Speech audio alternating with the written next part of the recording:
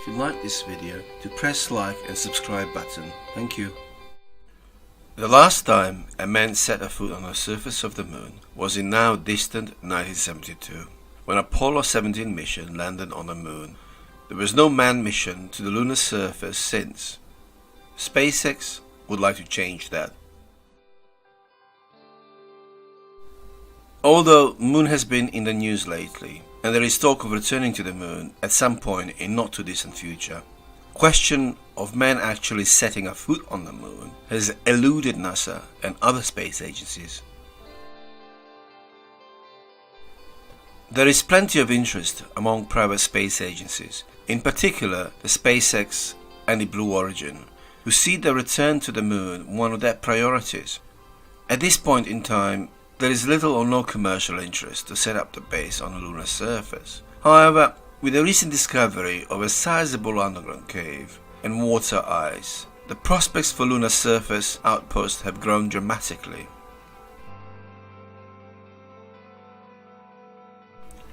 European Space Agency has shown interest for setting up a moon base for some time now, and with the help of the Foster's architects, came up with a design of what such future lunar settlement, adapt the moon village, might look like. If built, the moon village could become home to scientists and engineers who would work and live on the moon in relative comfort.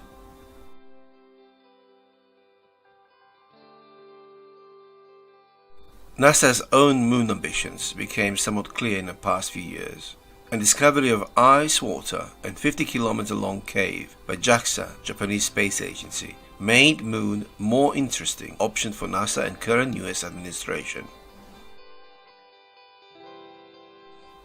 However, funding for any potential future manned mission to moon is yet to be agreed by US Congress, where there is a considerable support for such manned missions across the floor in both houses, so securing funding shouldn't be too difficult, especially if the private sector bears most of the cost.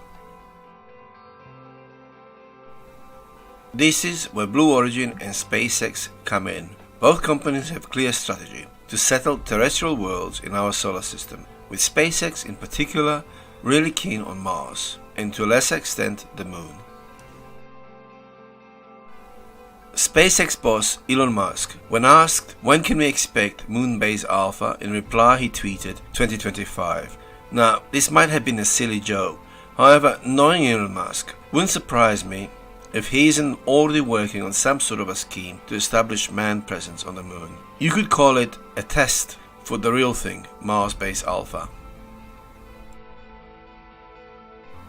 It would be logical to establish manned presence on the moon, to test the technologies and ideas, and if anything goes wrong, with Earth being very close, only a few days away.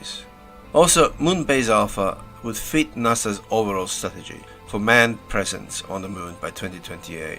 Therefore, the cost of any such lunar base could be split between the two agencies, with European Space Agency, Japanese Space Agency, and Blue Origin having plans for the moon. This could be international endeavor.